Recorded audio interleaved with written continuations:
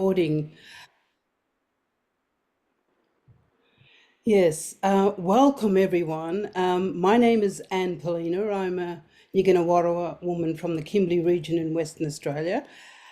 Tonight we are hosting on behalf of the Australian Peace and Security Forum a conversation that we're asking, what on earth are we doing? And I think the earth is also asking the humans what we are doing. So this is a really important time where we need to have dialogue. We need to think about the systems that we're trying to, and not trying to, that we're all working very hard to transform. I, as I said, am hosting tonight.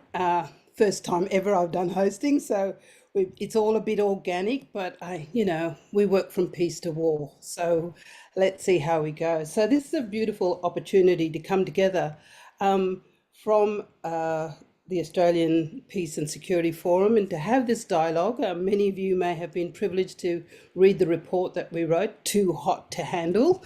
I think it's getting hotter every hour as we watch who's in charge, and we're trying to sort of say, can we have and give peace a chance? So tonight we have this amazing topic, two beautiful speakers from diverse but complementary backgrounds.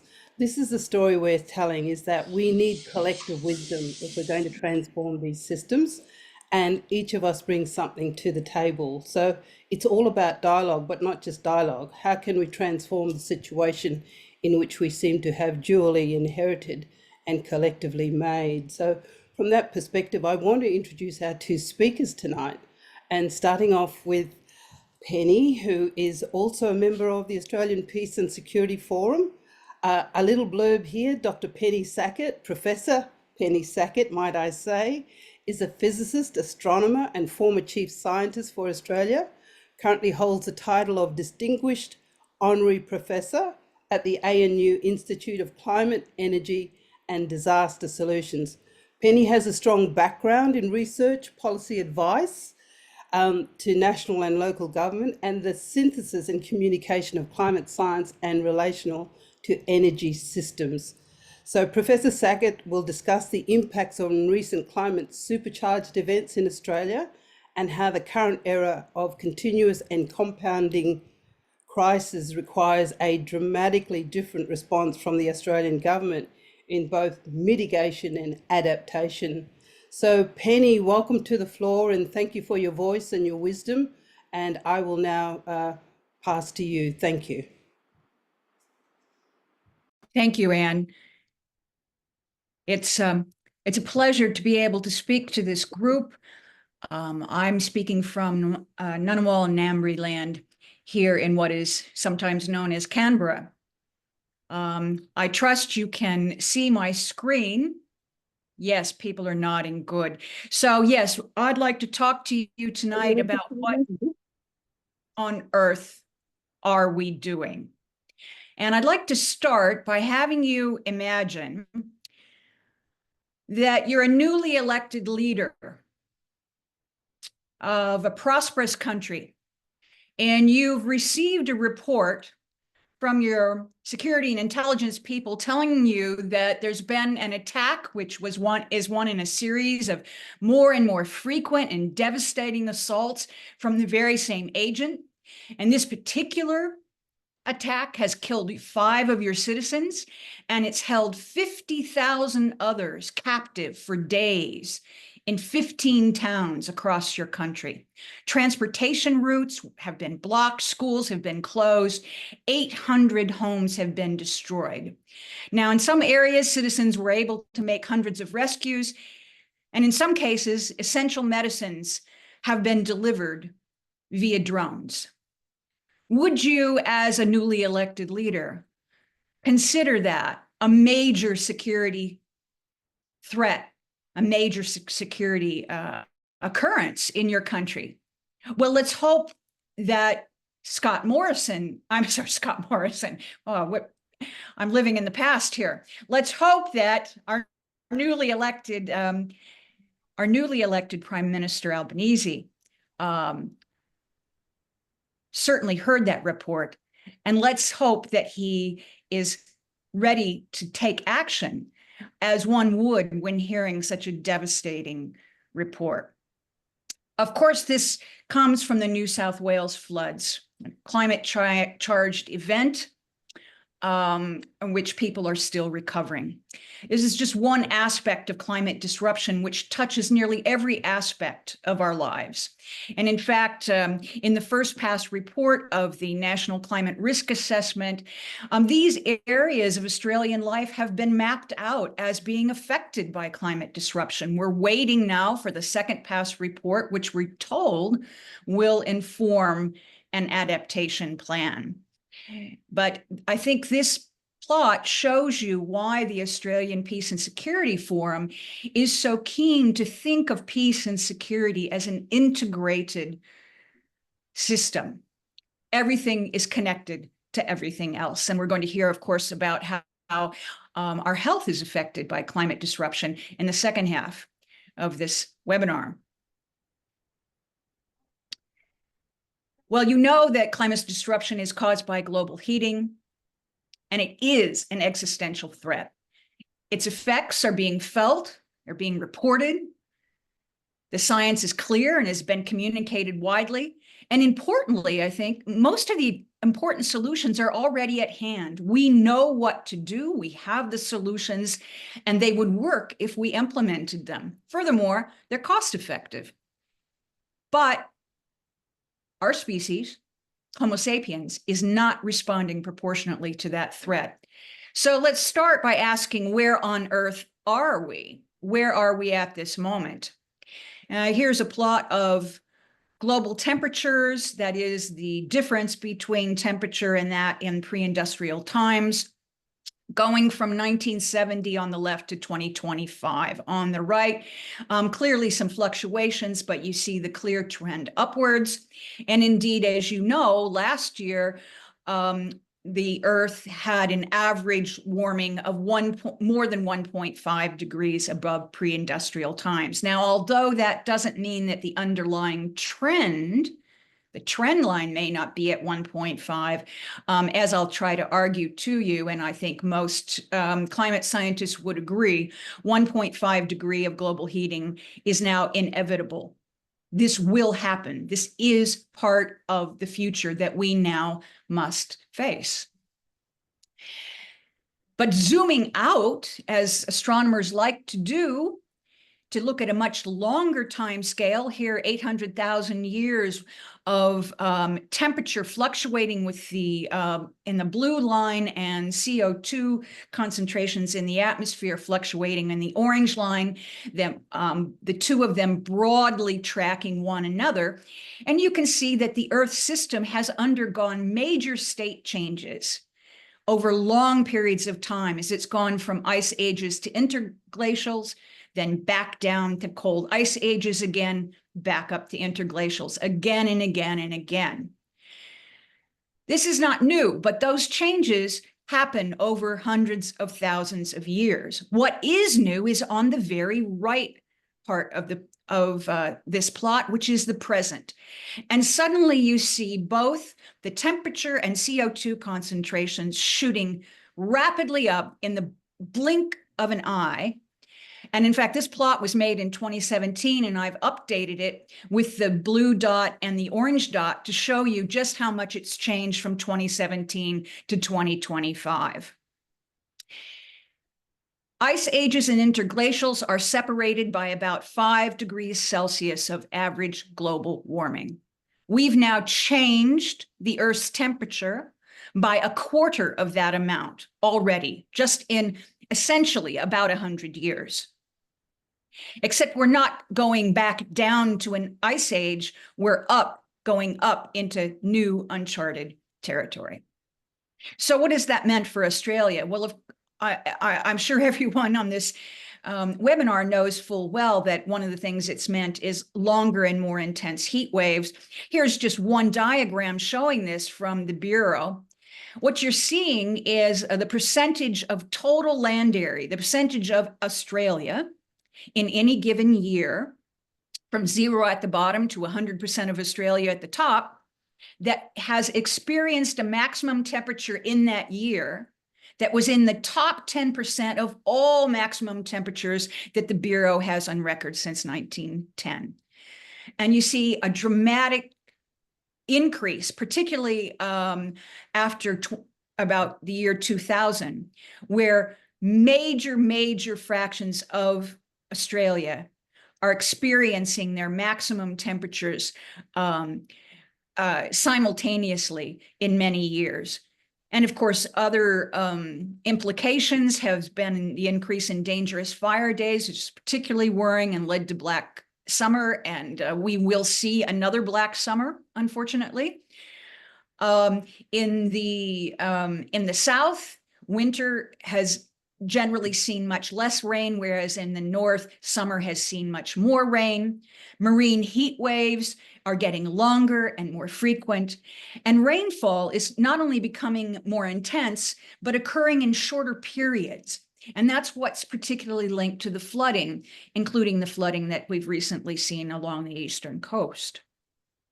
And these more extreme events and more extreme events have been costly over time. The insurance payments now are averaging about $4.5 billion annually, at least as averaged over the last 5 years. You can see that how those payments have gone up from 30 years ago to the present.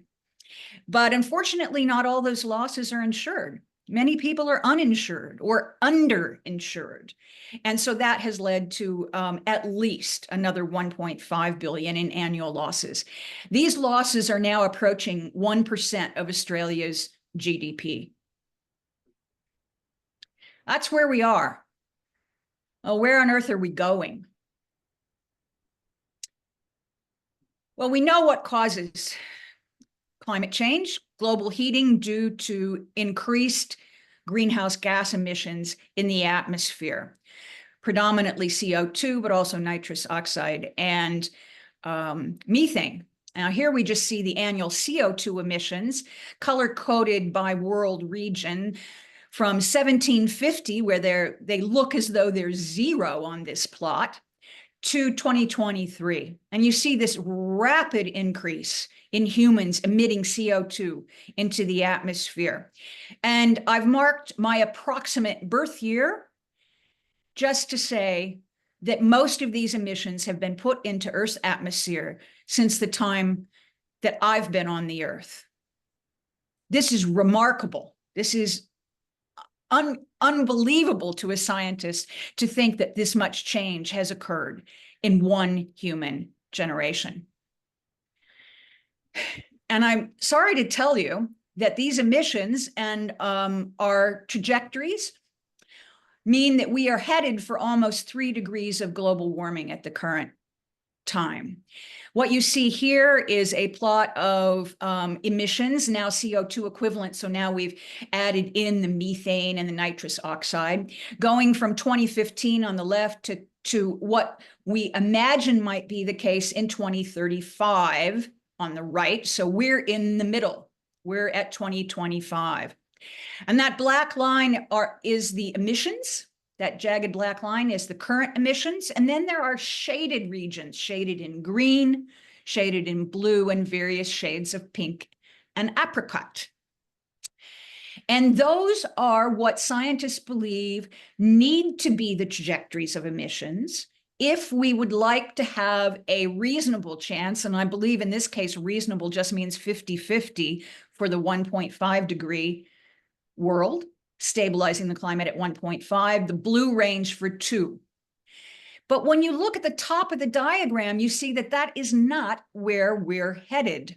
Yes, countries have made pledges to the United Nations through the Paris Agreement, but even these pledges lead to a world of about 2.5 degrees Celsius, which would be bad enough, except that countries are not meeting those pledges. Their current policies are not actually doing what they have pledged to do. And so the current policies are represented by that top line, which continued, would lead to a world of 2.9 or nearly 3 degrees of global heating. And before I leave this plot, I want you to notice that those trajectories, that green and blue dropping trajectories, notice when they started to drop, right about 2020. We're no longer at 2020. We're at 2025. We did not drop our emissions. And that means that this sort of red triangle of emissions, which we might have prevented from going in the atmosphere, we did not, which means that if we wanted to have a 1.5 degree trajectory, we would need to take those emissions from now, we would need to drop our emissions from now into the future even more, which basically means that a 1.5 degree trajectory now, not in 2020, but at now, would have to look something like this. And I think you would probably agree that that is essentially an impossible trajectory, unless if you really think that in the next 3 years, the world is going to have all of its global emissions. So yes, we are on a world trajectory to 3 degrees. We can do something about it. The question is, will we? And every fraction of a degree counts. We have seen at least 1 year of 1.5. We are going to see at least an average of 1.5 very, very soon, probably before 2030. And in that world, once in a 30-year heat waves happen every 3 years. What we used to call once in 100 level sea level events will be annual by the end of this century. And we already have a significant likelihood of crossing some Earth tipping points. 2 degrees, which by the way is beyond the Paris Agreement, well, world's coral reefs will be gone, which is incredible to contemplate. And there'll be complete ecosystem transformation on about 13% of Earth's surface. At 3, that's where we're headed. Most world ecosystems destroyed or heavily damaged, large areas of the world uninhabited, and needless to say, the entire global economy damaged. Many of these consequences are irreversible. Many of these are already irreversible. Changes in global ocean temperature, acidification, irreversible on centennial to millennial timescales. Polar and mountain glaciers will continue to melt for decades, probably centuries. Loss of permafrost carbon from permafrost thaw is irreversible on hundreds and hundreds of years. And sea level rise is committed to rise for centuries or millennia. And it will remain elevated for thousands of years. These are irreversible consequences now, things that are happening now. And then I want to say just a word about tipping points. I showed you that plot of the Earth system going from ice age to interglacial, ice age to interglacial. That is the Earth changing state. Subsystems of the Earth can also change state. And they do that by crossing a tipping point. My good friend Will Steffen, late Will Steffen, was part of a large effort in 2018 to ask what some of these subsystems of the Earth would be and approximately at what degree of global heating they might tip. They're color-coded. You can see them here on the screen. They're color-coded by the level of warming, yellow 1 to 3, orange 3 to 5, and greater than 5. In red. So now we're talking about, for example, losing the Amazon rainforest to grassland, totally losing coral reefs, having the permafrost in the Arctic region melt. These are some of the things that were looked at in 2018. Much research has been done since then, and now 25 tipping elements have been identified, 5 of which are moving toward their tipping point now. And there you see it, the Greenland ice sheet, coral reefs, permafrost thaw, West Antarctic ice sheet, and the subpolar gyre. At 1.5 degrees, which we will see, 3 more elements will be moving toward their tipping points. And should the Earth become warmer, more and more elements will begin to move toward their tipping points, creating an Earth that humans have not seen before. And And I mention this because what it means is that matters are in our own hands for a little while longer. If some of these elements begin to tip, nature will be playing a stronger and stronger role, and our emissions or our attempts to reduce them will be playing a smaller and smaller role. How much money do you think the United States has spent since 1945 on the Cold War? Sometimes I ask this question and from the back of the audience comes an answer, billions and billions. A huge underestimate, billions and billions. The amount of money that the United States has spent on the Cold War since 1945 is approximately $10 trillion. Trillion, that's the big one with the T. What could you buy for $10 trillion? The answer is you could buy everything in the United States except the land. Everything. Every building, truck, bus, car, boat, plane, pencil, baby's diaper. Everything in the United States except the land. That's what we spent on the Cold War. So now let me ask, how certain was it that the Russians were going to invade?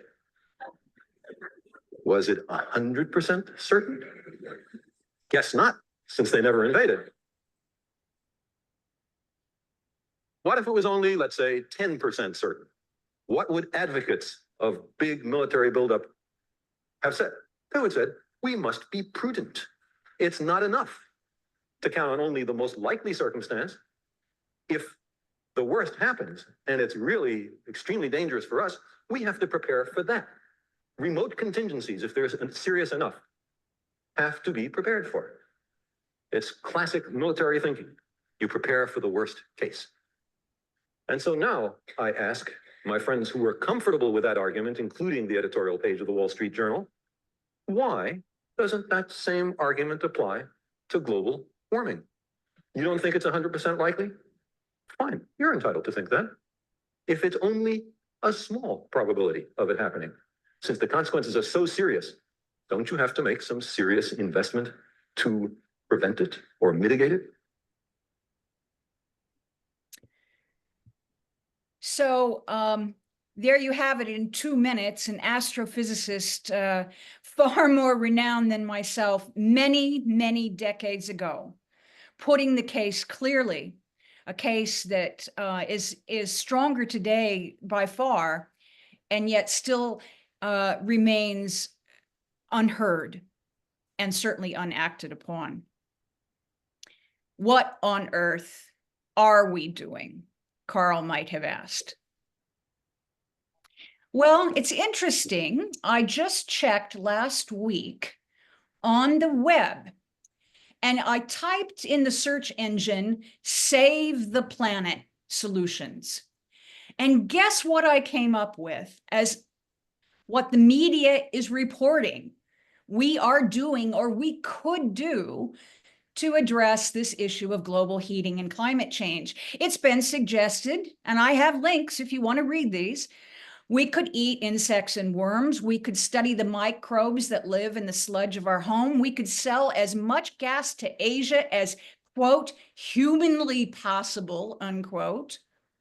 We could get rid of our dogs, but keep our internal combustion cars. And unbelievably, a suggestion that we detonate a nuclear bomb under the ocean floor to increase the weathering of rocks, and a 2-word message from Arnold Schwarzenegger that has been described as possibly saving the planet. That is Arnold telling us to stop whining. Well, there are a lot of furfies and myths and magical thinking about this subject. And here are a few more. You will hear by some that holding global heating to 1.5 degrees Celsius is still within reach. You will hear by some that if we reach net zero by 2050, that will guarantee keeping global heating below 2 degrees. You will hear that the UN Paris Agreement is the key. That's how we're going to solve this problem. You will hear that renewable energy lowers greenhouse gas emissions, or that offsets can balance greenhouse gas emissions. that carbon capture and storage or direct carbon capture of CO2 from the air are viable solutions. And of course, many, especially those in certain parts of Silicon Valley, will tell you not to worry because artificial intelligence will give us the answer. No sense using our own native intelligence, evidently. We should wait for artificial intelligence to tell us the answer. But we know what nature responds to. It's not a mystery. It's greenhouse gases in the atmosphere. And this is how they've been trending since before 1990 to 2020. And you can see that not only are all of those greenhouse gases rising, but if you look closely, you can see that it's not a straight line, it's a curved line, meaning that they're accelerating. The greenhouse concentration of these gases in the atmosphere is accelerating. And yet we have the current narrative, which occurred to me today, that maybe we should call the climate lullaby, something to put you to sleep. And the lullaby goes like this: we have time to stabilize the climate to safe levels. We have 25 years or more. People at the international and national levels, they'll make the right decisions, and we're doing as much as we can. And it's enough. We actually need more fossil fuels to create a net zero future. And don't worry, because scientists are looking for solutions. In the meantime, we'll offset emissions by planting trees, and we'll invest in new, very costly technologies that may need to be developed.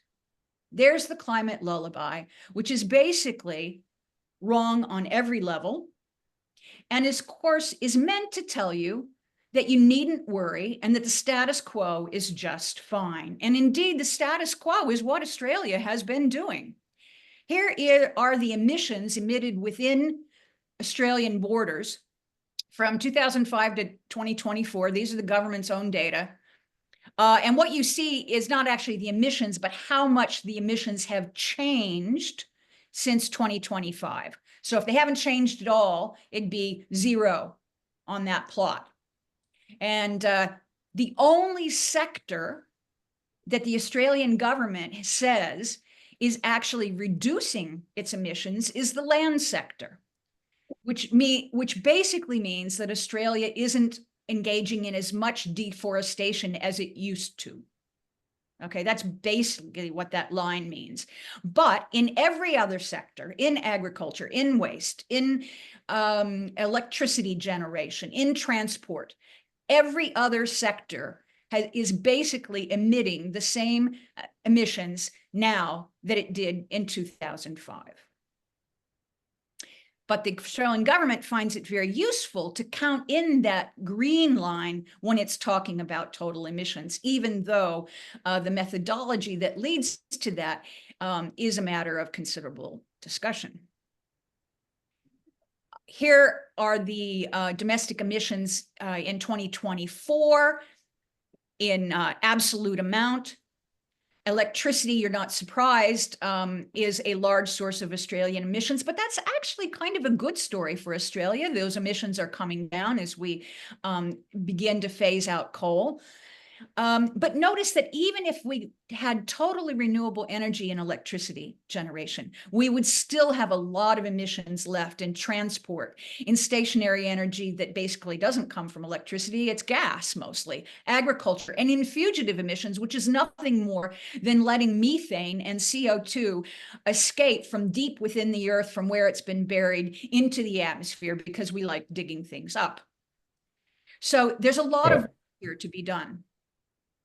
But the way that Australia contributes to global heating is especially through what it exports, what it gives, or I should say sells the world.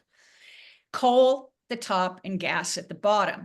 Here we see the production of coal and gas in Australia from 1975 to 2020, a little past 2020. And you can see how much in yellow of that production is actually used by Australians, and the rest of which is exported. When that fossil fuel is combusted, which it certainly will, that's the reason why it is being mined, is so that someone will combust it, then combined, it will equal 4.5% of global fossil CO2. That is a huge impact for a country with the population of Australia. In fact, Australia is the second largest world polluter of greenhouse gases resulting from exported fossil fuels. Only Russia exports more greenhouse gases in fossil fuels than does Australia. And evidently, we have the plan to continue doing that into the future. Here are the projected plans going out to 2035. This was turned into CO2 equivalent by the climate analytics people in 2024. But actually, I think this plot is going to look much worse than we thought just last year because of recent announcements. And Australia's plan to continue to increase massively its export of LNG. And of course, just one example, a terrible example of this, is the recent approval of the Northwest Shelf Extension, which was approved till 2070, that this project, this fossil fuel project, has been approved to continue 20 years past Australia's stated net zero target of 2050. Why was this done? This did not need to be done. Even if it was approved, it did not need to be approved over this timeline. And during that time, Woodside's Northwest Shelf Extension will be responsible for 4 billion tons of CO2 equivalent, which is about equal to 8 years of the current emissions of all Australians everywhere. And as if it wasn't enough to damage the environmental security of Australians, the cultural environment of Australians will also be harmed by this project. In particular, the 50,000-year-old Murujuga rock art, which has caused UNESCO, the approval of this project has caused UNESCO to deny World Heritage listing of that rock art because it does not believe that Australia is serious at the moment about protecting it. Very, very sad state of affairs. And this is just one example. How many more are coming? Well, there are 91 new fossil fuel projects on the list, Australian list, in various forms of development. So I just want to finish by saying that transformational change is coming. It will, whether we like it or not, because the current situation is just absolutely unsustainable. Human greenhouse gases continue to rise. The impacts are accelerating rapidly. Some Earth system tipping points are in play, and more will be if the Earth is allowed to get much warmer. And sadly, the natural carbon sinks that Mother Earth herself provides are beginning to weaken under this onslaught. The good news is that crises foster fundamental change. The bad news is it can be for better or worse. And so the question is, what are we going to do? My view is that triggering human tipping points to change current social power structures and decision-making structures is the best hope that we have to shape the transformation that we know is coming.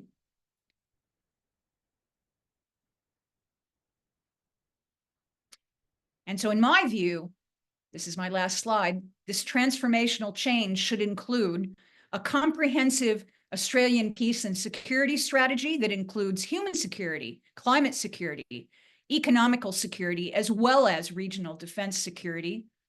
We need an Australian greenhouse reduction plan that has science-based greenhouse gas targets for both our domestic and our exported emissions, and one that phases out essentially all fossil fuel use with a plan to do so. And finally, a comprehensive and living, evolving Australian adaptation action plan that is also evidence-based, locally relevant, and recognizes that the world is on a current trajectory of 3 degrees of global heating. Because if that is where we are headed, and if we are unwilling to change the direction we are heading, then we must be honest about having adaptation plans for 3 degrees of warming, which is not something that any of us would like to see come to pass.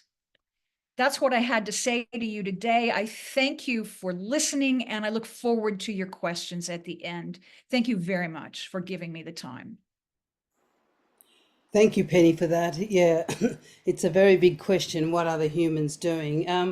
In my culture, we have a phrase that we say, wake up the snake. How do you wake up the consciousness of the people to bring the people with you? Because it's people who put governments in power. So, you know, looking at all that, you kind of go, yeah, it sounds like climate wars is already here. So how do we mobilize all of this systems thinking and come up with a transformation from all of us contributing to this? Thank you very much. I want to now go to Dr. Arnagrette Hunter. This is the first time I've met Arnagrette, so welcome to the floor and to this stage. But I also want to thank all of you who are online tonight, 53 of you who are joining, and those that will watch this in the future. This is indeed a very big question for our nation in terms of where are we going as a nation together collectively at all of these tipping points, and where can we find and work and walk together to create these transformative situations, because not only is there appears to be an illusion in policy, but there's an illusion in some of the legal framing that we've got in this country. So it's up to the people, it's up to all of us to really act and hear this story now. I want to go now to Dr. Arnagrette Hunter, and this is right back to the basic in terms of human health and well-being. So Dr. Hunter is a physician and a cardiologist with interest in across medicine in terms of climate change and our human future. She has completed a Bachelor of Arts and Honours in International Relations before embarking on medicine at the University of Sydney. She's passionate about social determinants of health. She has a broad interest in public policy from local issues to global challenges. And she is a Human Futures Fellow at NCEF, the National Centre for Epidemiology and Population and Public Health, at the ANU, a member of the ANU Institute of Climate, Energy and Disaster Solutions, and a chair of the board of the Global Shield. Her work is diverse and centres around human health and well-being. I love to have that word well-being in there, as well as human health. And she's working in the environment with the challenge of how do we get this climate change.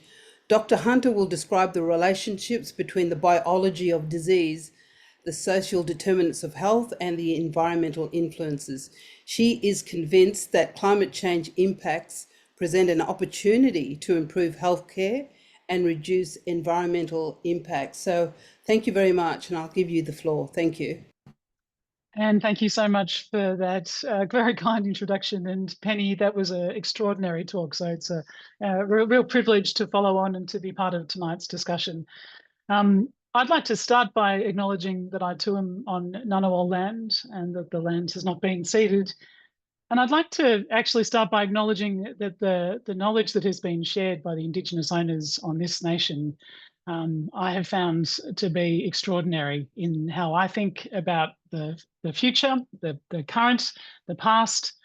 And when we're thinking about climate change and health, I actually think the place where we find the best information is in learning from our Indigenous heritage and our Indigenous leaders here in Australia. So I'd like to start by making that acknowledgement. The other thing I'd like to charge you all with is we've just heard some of the climate science. It's terrifying. It's a profound shift. And I'm sure many of you who have been listening tonight have spent time in history books thinking about what an ice age looks like and what it was like when there were dinosaurs, and thinking a lot about the ways in which the planet has been at different points in history as we understand it. We're seeing a seismic shift underway. And so why does it matter? It sounds exciting, could be quite interesting. 2.5 degrees will be a world that's very different to now, like when the ice began to melt. Why does it matter? I think that this link between climate change and health might help us to answer the question. So I would love to get to some questions at the end, so I'm going to rush through a little bit. And I'd also like to acknowledge that there's a number of people on tonight's webinar who understand this much, at least as well, if not more so than I am. And I'd like to shout out to Melissa Housewell, who's on the line, as we're talking about gas expansion here in Australia. Melissa's work in that area of health impacts of LNG mining is extraordinary. I highly recommend to read her stuff.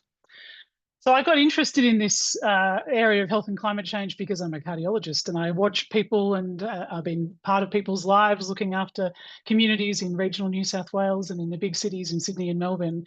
And I've been thinking about this relationship between people and place for some years. When we stumbled into January 2019, and I often think when we start to make this personal, maybe it becomes quite real, and we'll get there again. January 2019 was the summer, of course, before Black Summer. And here in Canberra, it was a hot summer. We had 6.3 degrees above the long-term average, and we had unprecedented heat. So in January, we had 5 days in a row in that summer over 40 degrees. And for reference, again, thinking about the way those graphs that Penny's shown us already, that period from 1960 to 1990, there were only 3 days in total in that 30-year period that were over 40 degrees. So this was an unprecedented event. And I got myself, so as a cardiologist, I talk to people about how they're living and what's going on, how exercise is going, are they getting short of breath, are they enjoying walking up and down hills? And so I found myself abruptly saying to people during this summer, actually, I'm not sure if it's safe for you to go outside. And then I started to wonder, well, wow, if we've got summers where we've got a month or two where it's actually getting to be too hot to go outside, and we'll talk about that in a moment, but how much will this interrupt our health? If we take exercise out of the mix for an entire season, for an entire summer, for an entire winter, for an entire storm season, if we can't stay physically active, what are the health impacts of that? The interesting thing is you see it across all of the different parts of the body. You lose muscle strength and tone, you lose changes to metabolic state, and particularly things like insulin and glucose, which affects the incidence of diseases like diabetes. We see changes to blood pressure regulation and heart rate. We see mental health impacts, bladder and bowel function, chronic disease management. The risk of falling increases. And in fact, exercise, I think, is one of the more powerful drugs that we can use to age well. And as we take exercise out of the mix, we see an increase in frailty and accelerated aging. So I thought to myself, wow, if we're looking at if we put the climate science over the top of these health impacts, what will happen to the health and well-being of our population? So I started thinking in 2019 about these impacts, particularly of heat, and talking to a lot of people, and others would come back to me and say, particularly doctors might say to me, is the challenge of climate change and the environmental impacts really a health issue? So next comes this, which is, of course, Black Summer. And that summer of 2019-20 was a remarkable one which took climate change as a future conceptual risk and made it very much here and now. And again, for those of us in the ACT, in southern New South Wales and the South Coast particularly, this was an extraordinary lived experience. We saw our Great Dividing Range. It was an ecological experience, watching the Great Dividing Range from Queensland, where it started to burn in August, September, weaving its way down through northern New South Wales into central New South Wales, around Sydney, and then the fires finding their way into the ACT and southern New South Wales region from the end of October, November. And we, of course, here in Canberra had some months then of air pollution from the PM 2.5. But it wasn't just the air pollution from the PM 2.5. It was hotter than usual. It was unpleasant. And at times it was apocalyptic. It gave us a real sense about what the future might be. So these conceptual future risks where we're thinking about climate change and we're talking about 1.5 degrees or 2 degrees, that was a 2+ degree summer. And that's one of the ways to think about the Black Summer experience, is that those sorts of summers are much more likely in seasons where we have hotter than usual temperatures. And if you remember in 2019, it simply did not rain, very unusual that it didn't rain, and made much more likely by that hotter than usual temperature. So were there health impacts? Yes, this has been published in the Medical Journal of Australia in early 2020. What do we know of the Black Summer health impacts? again, it's really interesting to think about it because it wasn't just smoke-related lung disease. We saw people, about 33 people who died directly from fire, and that was a tragic loss. It was also in contrast to events like Black Saturday in Victoria in 2009, when 170 or so people were killed directly by fire. We saw that more than 400 people die from smoke-related complications. And how do we measure that? Well, we look at excess mortality over that period across the east coast of Australia. We saw thousands of people hospitalised. We had more than 12 million people across the Australian landscape impacted by or exposed to hazardous air pollution from the bushfire smoke. And I'm sure on tonight's call that there will be, for many of us, ongoing resonance. It's still in the back of our mind. It's in our psyche. It's left an imprint on our emotional, on our psychological, on our relationships to people and to place. So other health challenges of climate change, we know, again, in the Australian landscape, we know that drought can impact on our health and wellbeing and has a physiological effect as well as serious mental health impacts for communities. We see health impacts from flooding and storm damage, and again, more resonant at the moment as we're contending with the fallout from the New South Wales floods recently. Interesting analysis published a year or two back from in the BMC that was looking at mortality, not just from the flood at the time, tragic losses directly from water, but an increase in both cardiovascular and respiratory mortality for many months afterwards across the community that's been flood affected. So these extreme events have a resonance through community that changes well-being, it changes health, it changes morbidity and changes mortality. Do you remember in 2019, those towns across New South Wales and Queensland where they didn't have any water? I remember getting a phone call from a friend working in southern Queensland who said, well, how do we run a hospital when we don't have water? Well, we can't turn the tap on. And of course we did. We ran healthcare systems across New South Wales and southern Queensland through that year of 2019 when you couldn't turn the tap on. But we know that this has health effects and it has a significant impact on the delivery of services that are seen as essential. Health services, of course, can be directly disrupted as well by extreme weather events, and the bushfires of Black Saturday and Black Summer, both of them had impacts on health service delivery, particularly with access to healthcare during that period at the end of 2019, early 20. And then in the last couple of years, as we've had the La Nina phenomena and increased rainfall over our summer period, I remember thinking, I wonder what will happen next. Well, probably vector-borne disease will change. And we've seen that happening. Probably the most obvious example is Japanese encephalitis, which has spread its way into areas where we haven't seen the diseases previously. So vector-borne diseases are more likely to spread in a hotter environment where there's a lot of rainfall. Heat is a serious health risk, and Penny made the point about the average temperature rise, and in the chat there was an intelligent observation that, of course, in the Australian landscape, when we talk about a global temperature rise, the landscape temperature is hotter than that. So heat is a health risk, and in Australia, perhaps heat is the natural event that has the highest mortality. Depends on how we look at it, because it's not well reflected in our health data. When you go to hospital, when we're looking at hospital utilisation, when we're thinking about health service requirements, do we build temperature and the climate into the delivery of services or into projections for the future? We haven't, and yet we will. Very high temperatures are emerging as a challenge for human habitation in parts of Australia, and that would lead me to this question, which is how hot is too hot? Again, this is to make the point that's been made in the chat that, of course, the average global temperature of 2 degrees translates to a much hotter temperature on land. And in the Australian landscape, then there's a lot of regional variability in terms of that heat. And parts of central Australia and the northern parts of Australia are particularly vulnerable to the increase in temperature.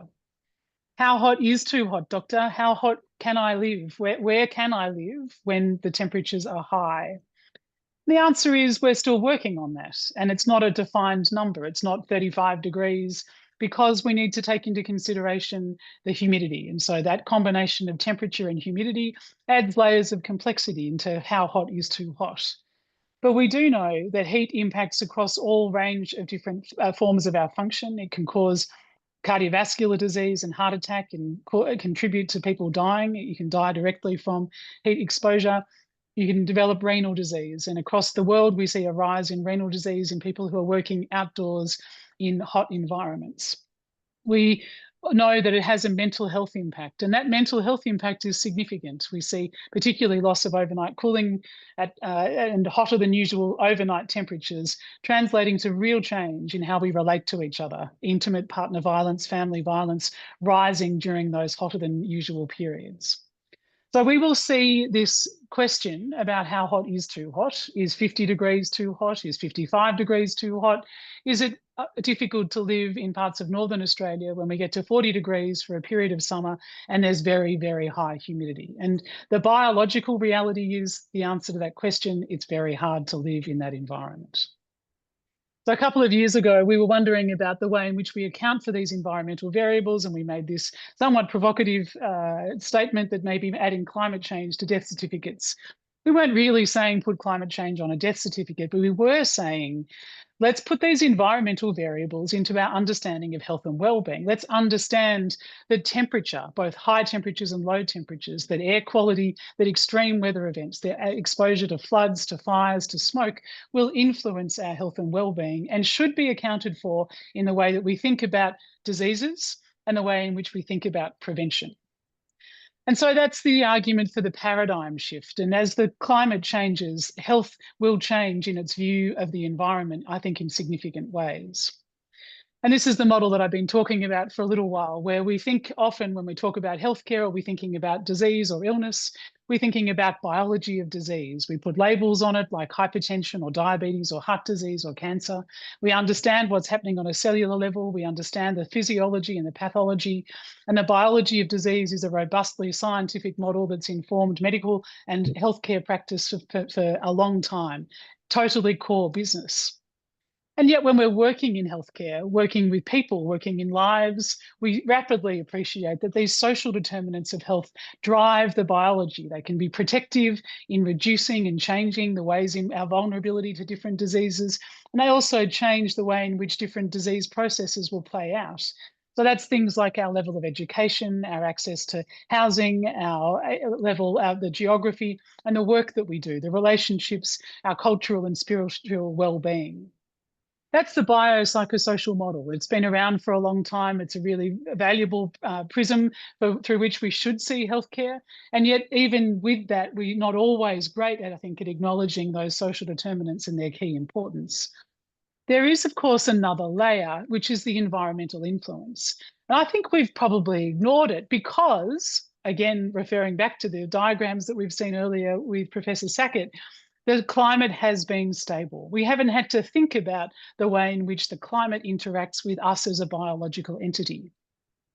But it does. And so these core ingredients, the climate, the weather, and the biodiversity that's resultant from climate and weather all impact on our health and well-being.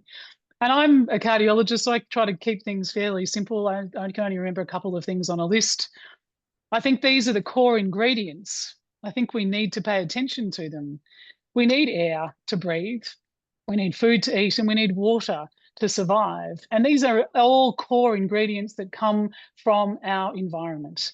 As we contaminate or pollute or change our natural environment, we see it changing through these core ingredients upon which our health will survive, relies. I've got, as I said, 5 parts to this because I think where we live and how we live there are the other elements through which you see the environment impacting on our health and well-being. And so I'm going to come to an end and hopefully we'll get some time for questions, but these are some of the ways to think.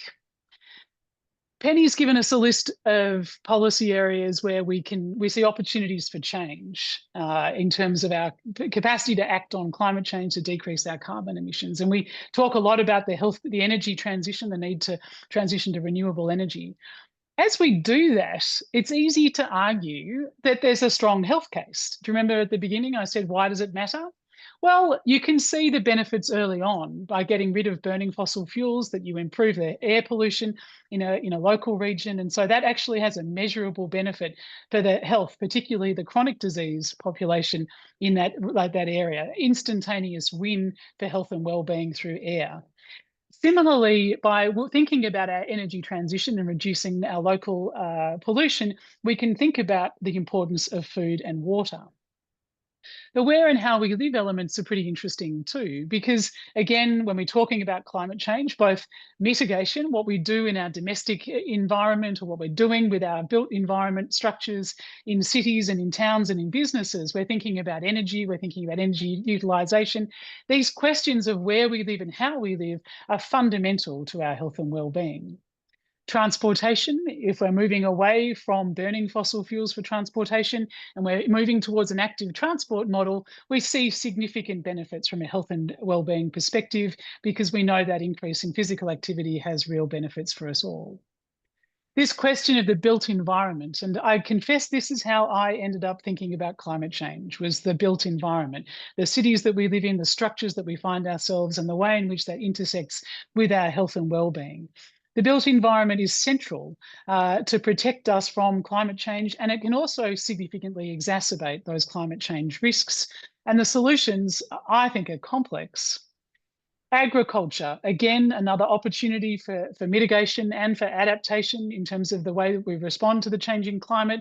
Extreme weather events is a central part of our climate change discussion.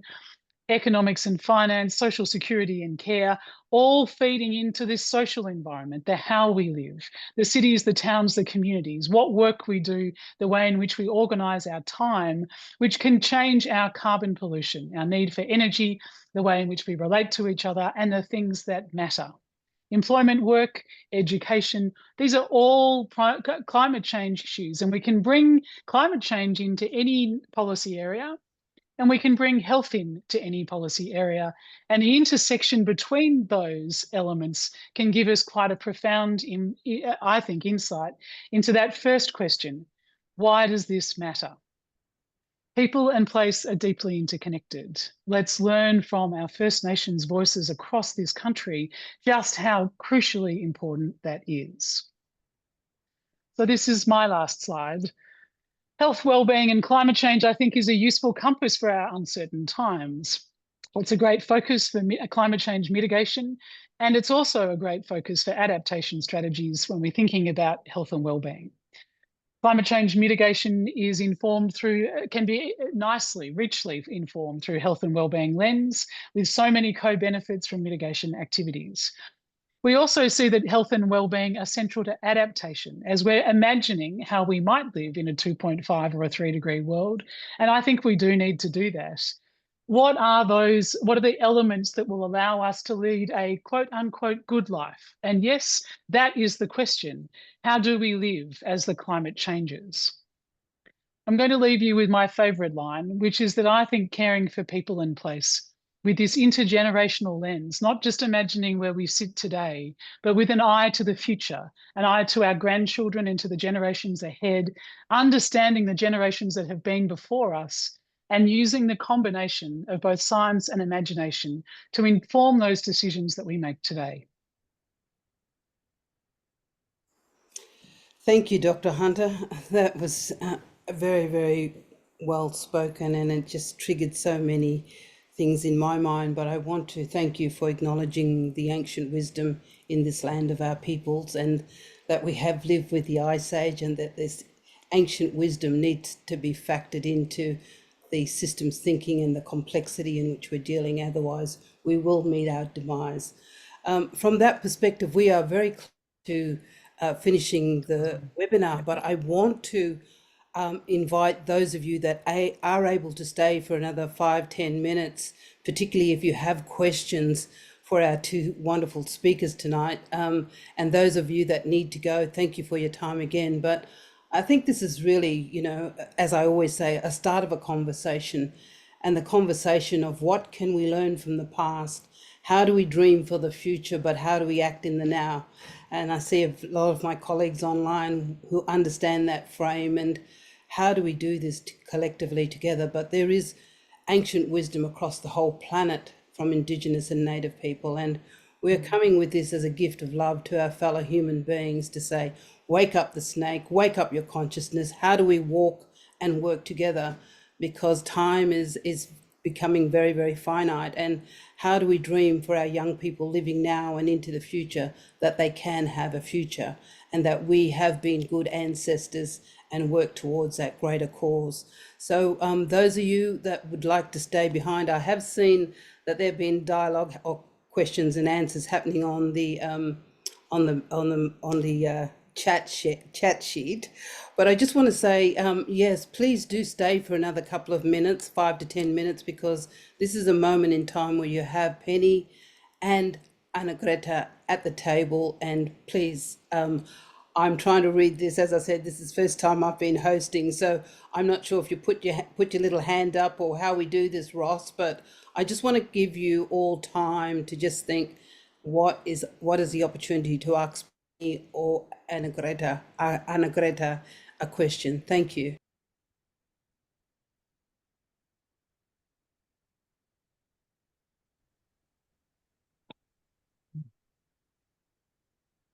Yeah, Matilda.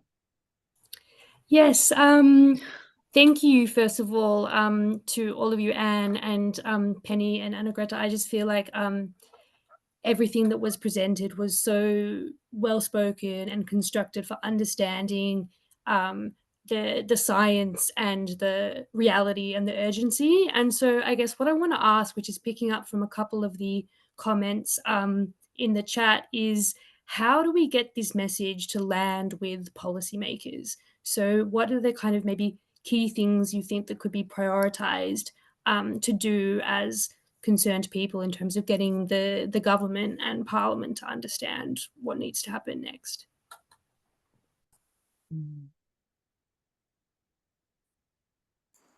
Penny, do you want to have a go? Well, that's a tough question. And, you know, I say that I spent some years as chief scientist for Australia. And you can be assured that I spoke about these issues back then as well. My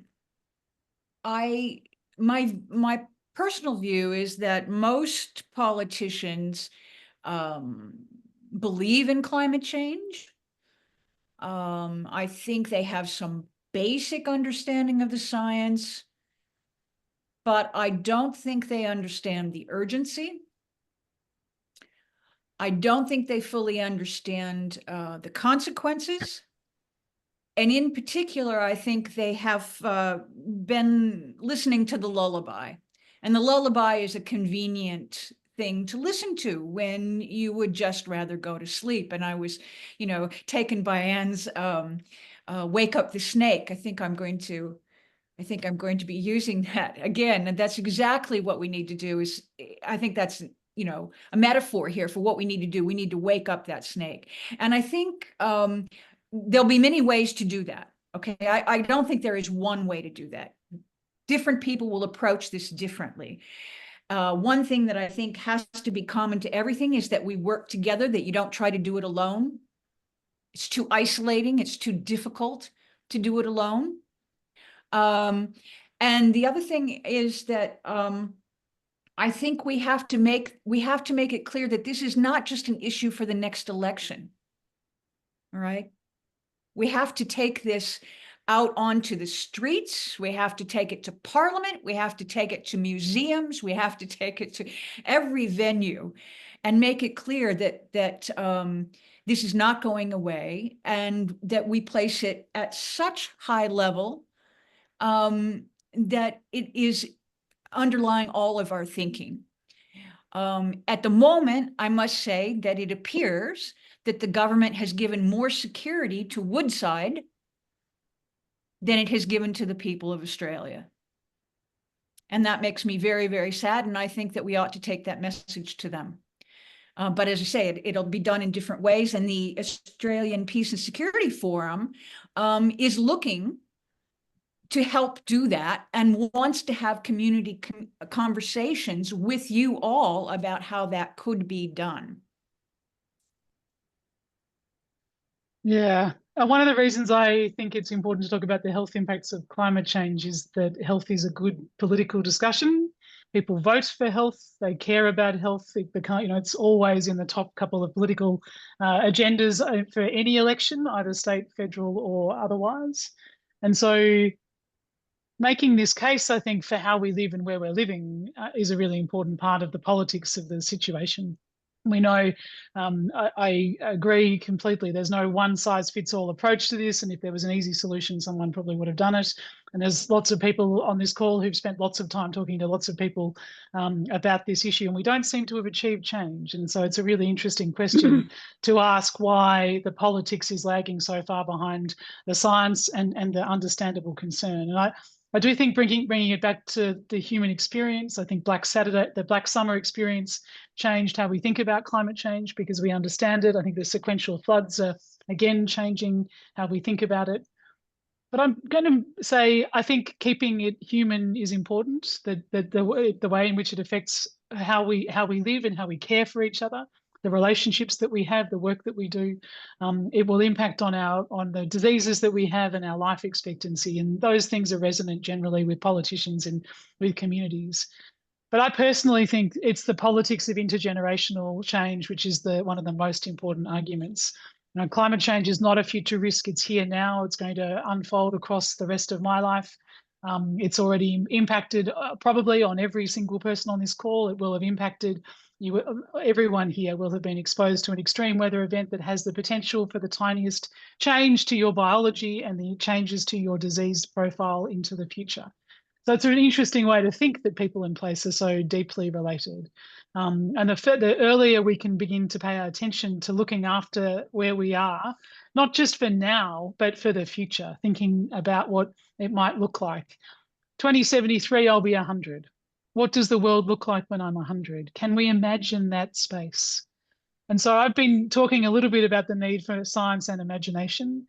And I think allowing ourselves to imagine a 2.5 or a 3 degree world and understanding that a 3 degree world has those extremes around 3 degrees, which will be, I think, at times unimaginable and extraordinarily difficult to communicate. But maybe talking about that, like talking about what a nuclear apocalypse looks like, maybe talking about that, learning about that, thinking about that, caring about that together might be part of how we achieve change.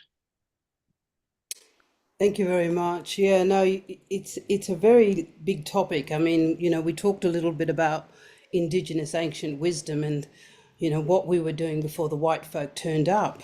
And part of that story was to look at it on scale, always from bioregion, always about the greater good of everyone and everything around us.